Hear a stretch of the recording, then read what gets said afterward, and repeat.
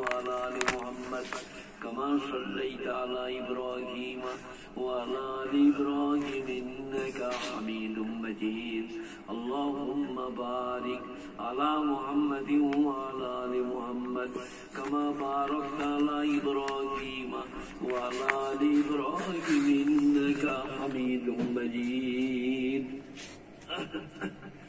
তো বলছিলাম বাবরা এইভাবেই যদি পেরিয়ে যায় আর চলে যায় তাহলে তো খুব মজা।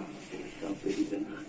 কবর বলে একটা জায়গা আছে, জাহান্নাম বলে একটা জায়গা আছে, মৌত বলে একটা জায়গা আছে।